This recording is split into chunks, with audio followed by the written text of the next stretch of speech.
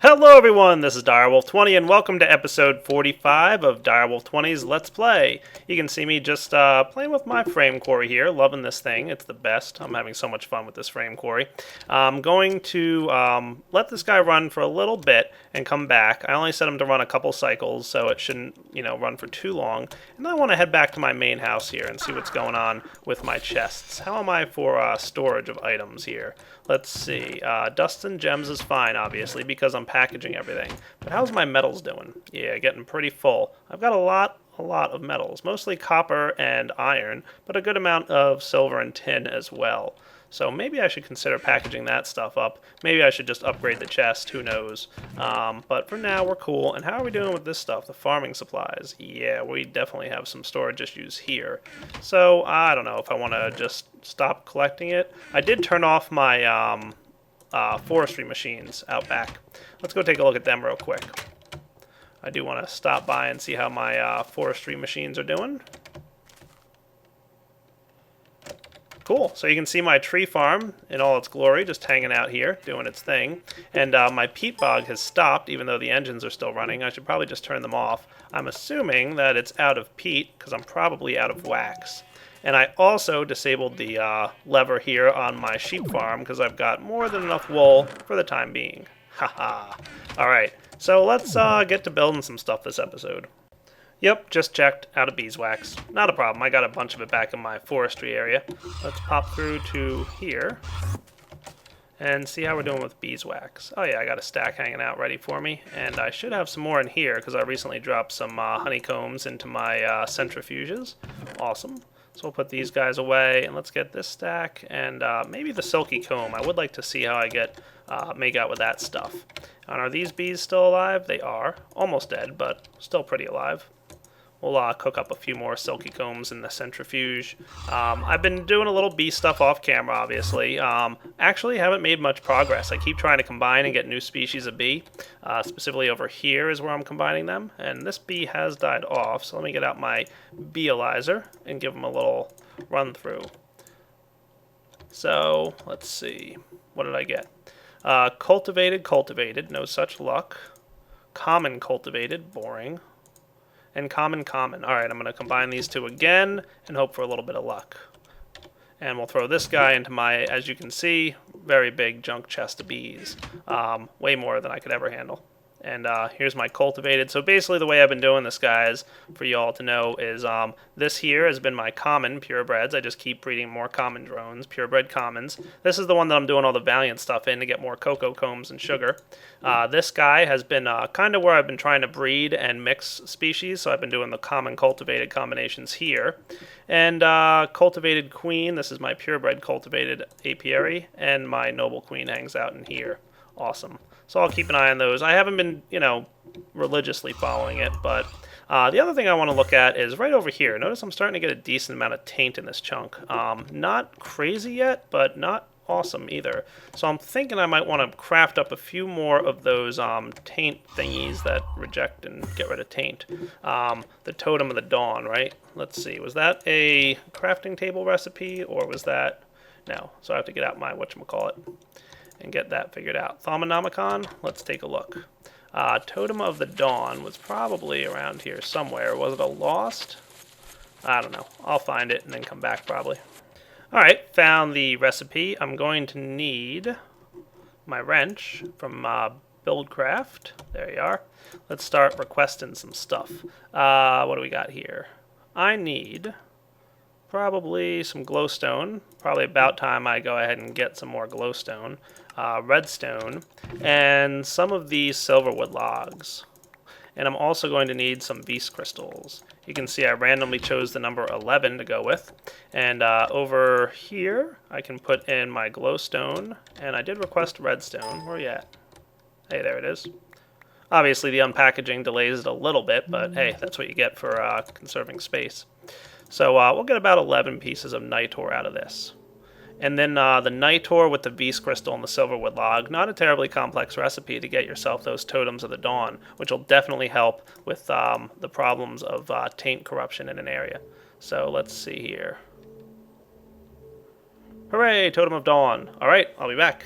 Alright, got myself 11 Totems of the Dawn. Nice. I'm thinking this would be a pretty good chunk to put it in, the one I'm in right now, because, you know, let's see, I want to make sure that this whole room is inside the same chunk. It is. Good. And I can tell that because my Vis and Taint levels aren't changing at all. So, I don't think it matters where I place this guy, but I'll place him right, I don't know, somewhere along here. Let's also turn on chunk loading blocks. Do I have any chunk loaders around here? No, I do not. So I can't easily tell where the chunk lines are, but that's alright. This should be inside this chunk. So if I place this guy right about here, that should be good. I'm going to place 2 of them down. Got some little purple particle effects going on. Hopefully, I'll start getting a Vis % increase. Let's see what happens.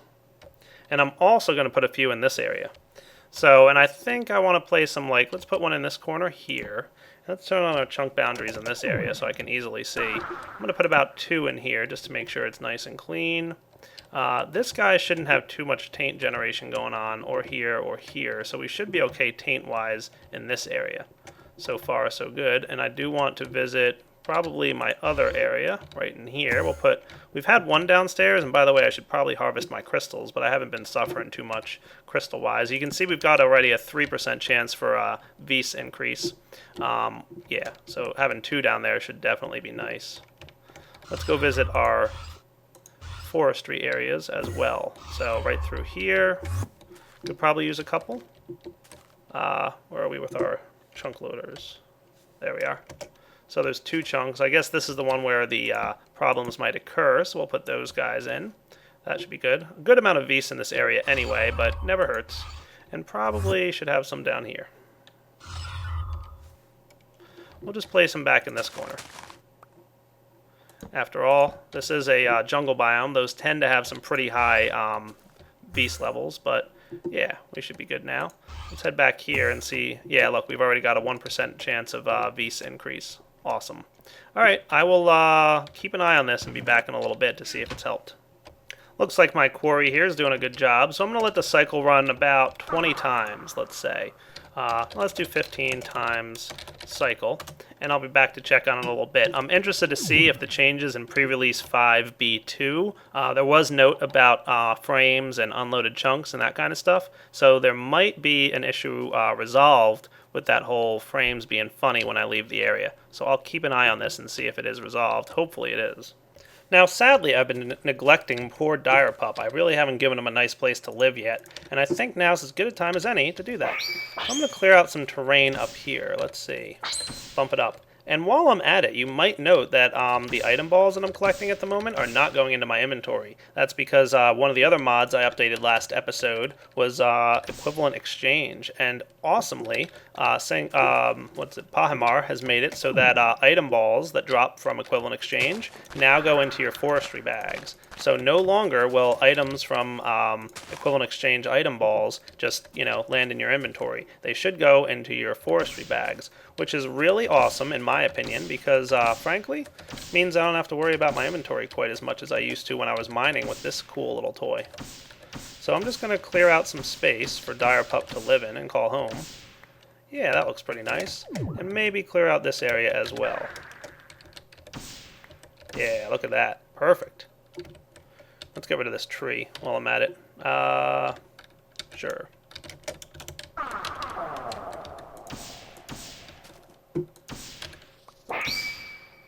There we go. Tree problems resolved. And look, all my junk is just landing in my bag instead of in my inventory, which is cool. Hooray for better item balls. Pahimar, you're the man. Alright, let's tidy this area up. I want this all to be dirt, not stone. Thankfully, my Philosopher's Stone can hook me up with that. And am I in panel mode, right? Cool. So this will all turn to a nice green area for Direpup to call home. What kind of area should we give him? Should we just give him a little wooden fenced-in area? That doesn't sound like a terribly bad idea. Let's get some wooden planks and turn them into sticks. And I'm going to craft up some fences, and we'll see if I have enough wood on me, and if not, we'll figure it out. Alright, so I'm going to build out like a nice big wide area for Direpup to live in. Haven't decided exactly how I want to handle the door for his little home, but we'll figure it out. Let's see, do I want to just like, how do I want to do this? I'm thinking maybe just flatten out this terrain a bit. Yeah, let me mess around a little and I'll be right back once I've got the terrain the way I want it. Yeah, this looks like a nice area. Look at that. Not bad at all. I'm going to cover this up with some dirt. Much better, so he shouldn't be able to get out of here. And let's summon him over this area with the heal command. Come, heal, stay. Let's go, Direpup. Why are you staying over there? He might be hungry. Maybe he doesn't want to heal because he's hungry. Am I correct in that assessment, Direpup, or are you just misbehaving? No, he's doing alright. Let's go. We'll sleep through the night, and then we'll come back and put him in his home. Alright, Direpup is hanging out in his little house. Now, the best way, I think, to determine if he can get out or not is to try and go over here like this. Can he get through? No, he cannot. Cool. So now we've given Direpup a nice place to live. He can obviously teleport to me if he's in, you know, follow me mode or whatever. But for now, he should be, you know, happy in this nice little house I made for him. It's a pretty big area for him to wander around. And speaking of wandering around, let's put him in wander mode. So I'm making myself a compass here, and I'm getting out of miscellaneous junk an arrow. These are 2 items that you can use to help train your dog to do what you want him to do. Let's get back outside. He probably followed me, and he did. That's why he's not in his house anymore. Come on, buddy. Heal. There he is. Awesome. If I right-click on him with an arrow, it puts him in the W mode, which is wandering mode. And I'm going to click on him with a compass here. I guess that worked. And that sets his current home position. No little verbal indication that that did anything, but according to the forum post, that should set his home position. Now in wander mode, he's not going to follow me. He's just going to kind of wander around in the area that he's currently living in, which is cool. And what I want to do now, not place this in here. You go in miscellaneous junk. Also, by the way, yeah, full. Anyway, I want to create a dog bowl. Hooray! Dog food bowl is just iron all around some a bone, so that's not a big deal. And miscellaneous junk, I should have a bone. Awesome. There we go. Nice dog food bowl for Direpup. And I might as well grab out of here some rotten flesh. Not a bad idea. Let's go give this to Direpup and see what he does with it. So the dog food bowl, I think, unless it's changed, only works when in wandering mode. So we'll put the dog food bowl here. And if I shift right click on it, you'll see a nice inventory slot. You can hook up pneumatic tubes or pipes to this guy. But Direpup, you should now see that you have a food bowl over there. How about if I tell you to come? Will that get you out of wander mode? Yeah, it will. Now if I tell him to walk over this food bowl, it should indicate to him that he'll learn it's there. So, right? Did you just figure out that you have a food bowl now, buddy? Hey, look, he ate. Good. So now he knows about his food bowl. And if we... I took my arrow away. Ha, I'll be right back. You, stay. Dun dun dun dun bum bum. Let's go, arrow.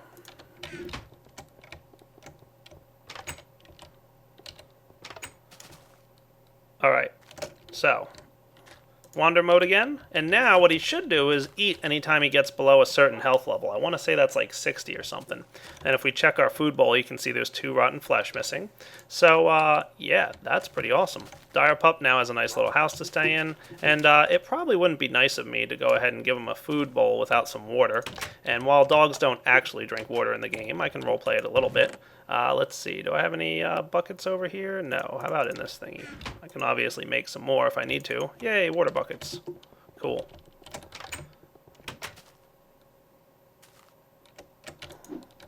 Alright, let's give him a little place to hang out, get some water, maybe swim around.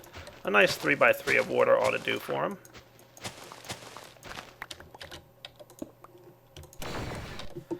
And water buckets, ahoy. 1, 2, 3. Cool. So now he's got a place to splash around and drink in. He's got his food bowl. Alright, I think Direpup's got a pretty nice pad. You got it, buddy. Looks like my frame quarry's still doing pretty well. Not a problem yet. I'm happy to see that. I'm going to head off in this direction. Wow, I'm getting awfully close to the edge there, aren't I?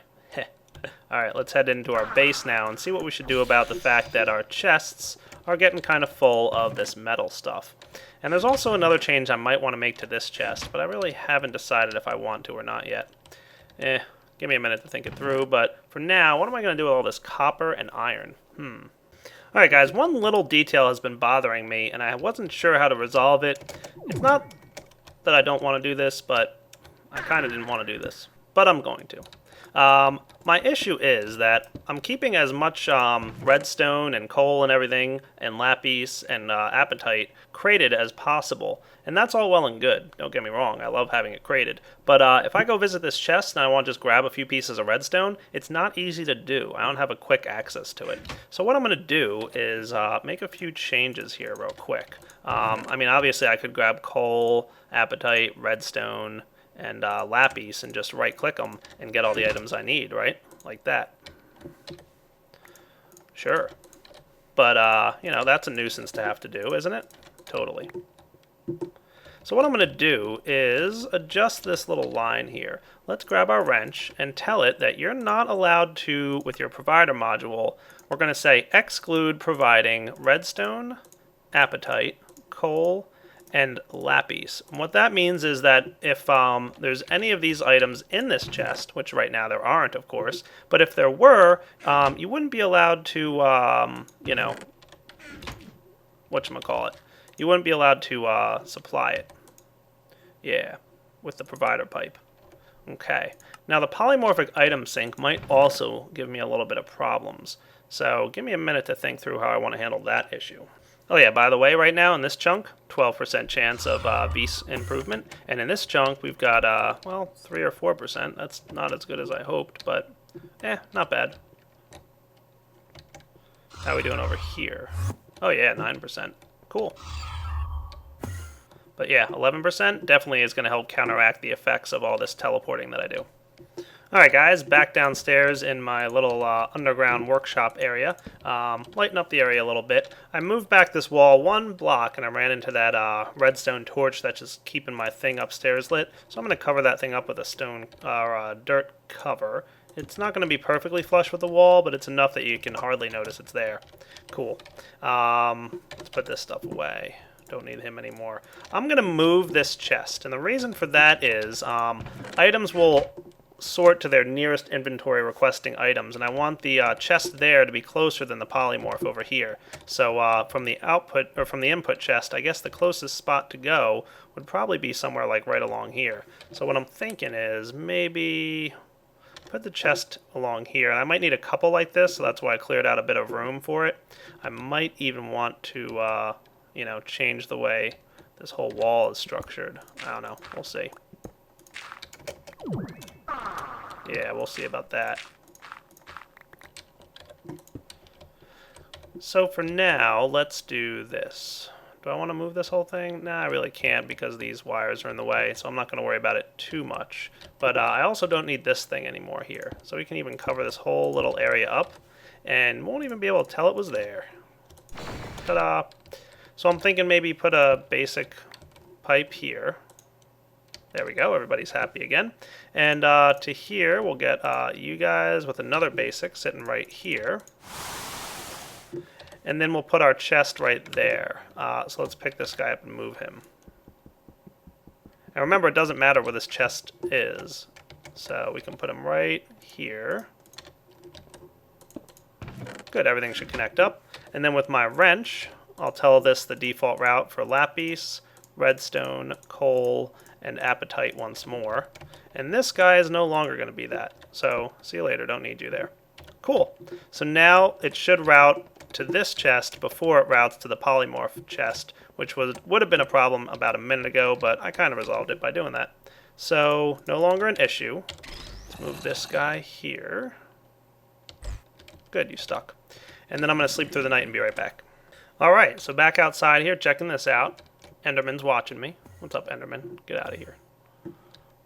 I'm just going to put a basic pipe here, and then a supplier pipe here. Now, we told our extractor that you can't supply redstone and whatnot, and I'm going to tell it to keep, like, let's say, just a stack of redstone and I always do that.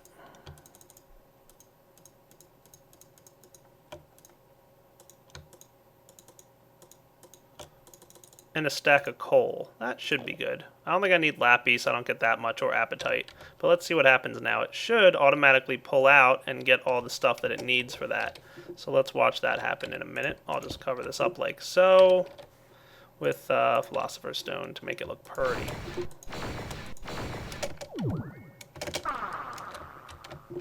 There we go. So you guys should be filling up with about a stack each of coal and redstone. Awesome. And now any new coal and redstone going into the system should land in this chest first. So we can test that out. So the polymorph shouldn't... Dude, really? You came inside my house. You're really asking for it, aren't you?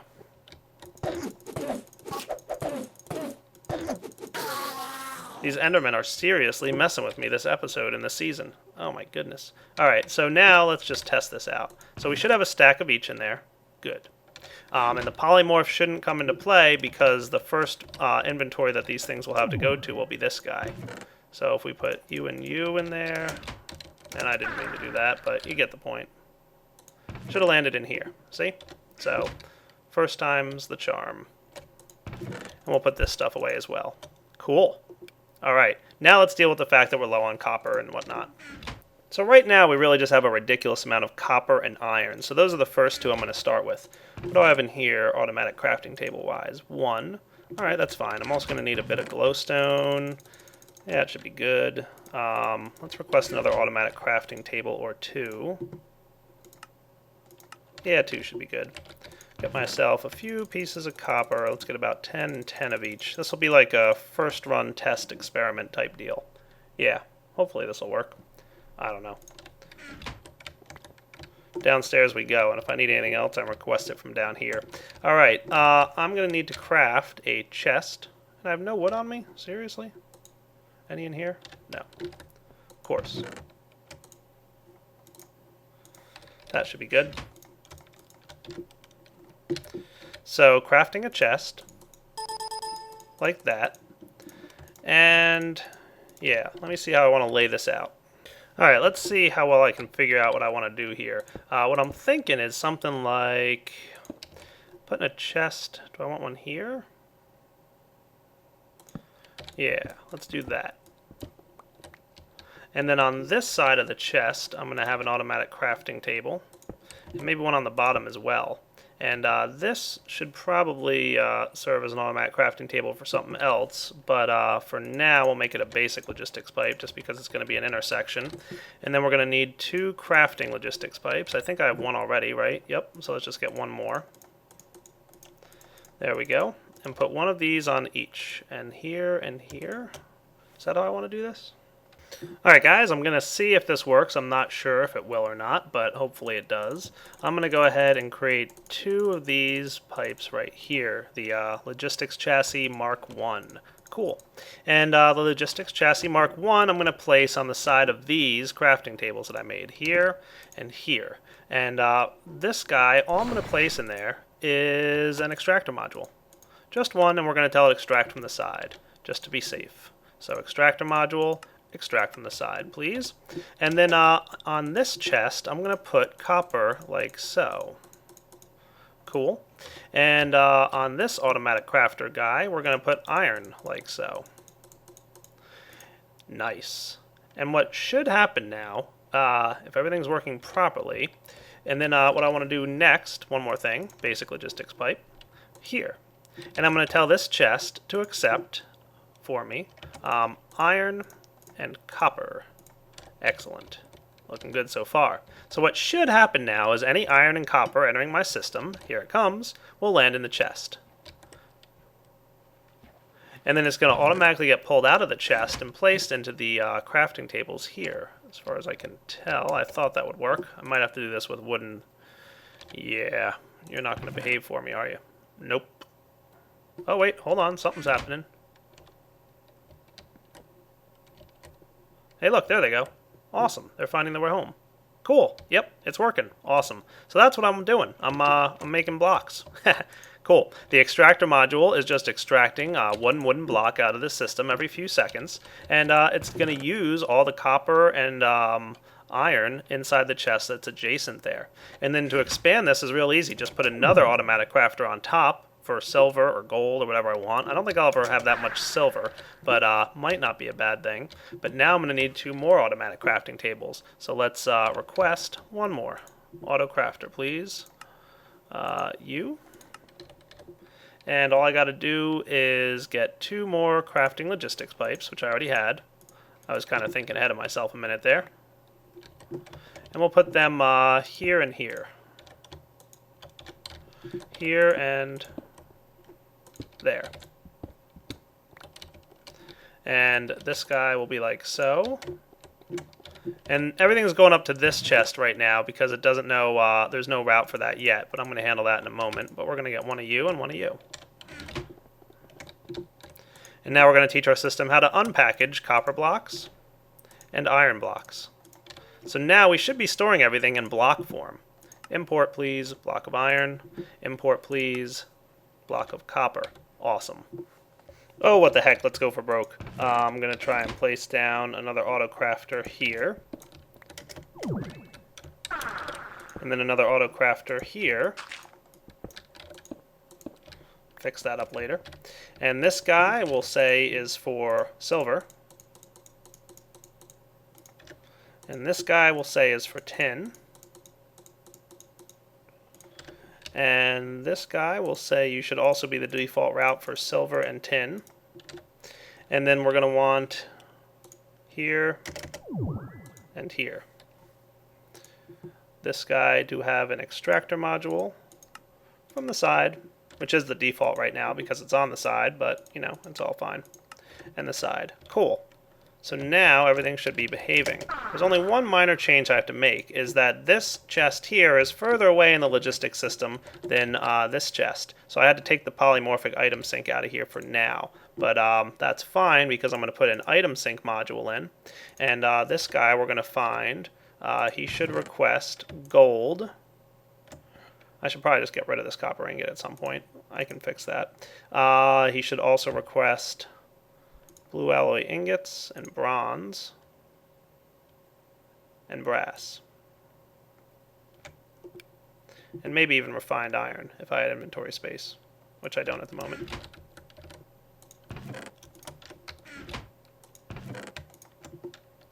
And then the blocks as well. So we'll go like this. Is that going to have enough slots in it? Probably not. Look at all these items I got. Gold, blue alloy ingot, brass, bronze, refined iron, and then the 4 blocks. Yeah, that'll work. Alright. So let me clean up my inventory real quick and get those items sorting properly. So let's put this stuff in here where it belongs. I'll take care of you. You're just a mess.